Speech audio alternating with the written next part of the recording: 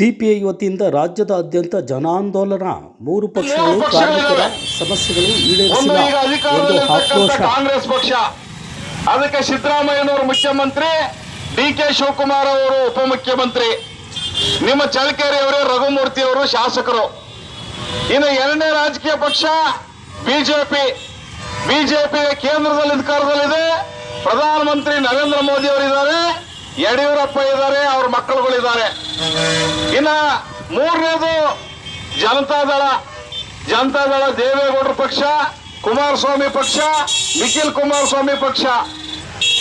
ಈ ಮೂರು ಪಕ್ಷಗಳು ಅವರ ಹಣೆ ಬರಗಳನ್ನ ನೋಡಿದಾಗ ಯಾರು ದುಡ್ಡಿದೆಯೋ, ಯಾರು ಶ್ರೀಮಂತರಿದಾರೋ, ಯಾರು ಕೋಟ್ಯಾಧೀಶರಿದಾರೋ ಅವ್ರು ಮಾತ್ರ ಪಕ್ಷದಲ್ಲಿರೋದು. ನಿಮಗೆಲ್ಲ ಗೊತ್ತಿದೆ.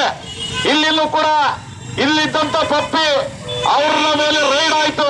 ಈಗ ಚಿತ್ರದುರ್ಗಕ್ಕೆ ಹೋಗಿ MLA ಆದ್ರು, ಅಲ್ಲಿನೂ ರೈಡ್ ಆಗಿ ಜೈಲಿನ ಪರಿಸ್ಥಿತಿಗಳು ಬರ್ತವೆ. ಅಂದ್ರೆ ಇಲ್ಲಿರ್ತಕ್ಕಂಥ ಈ ಮೂರು ರಾಜಕೀಯ ಪಕ್ಷಗಳು ಹೆಸರು ಹೇಳೋದು ಮಾತ್ರ ಬಡವರದು, ಹೆಸರು ಹೇಳೋದು ಮಾತ್ರ ಬಡವರದು, ಆದ್ರೆ ಸೇವೆ ಮಾಡೋದು ಮಾತ್ರ ಶ್ರೀಮಂತರದು.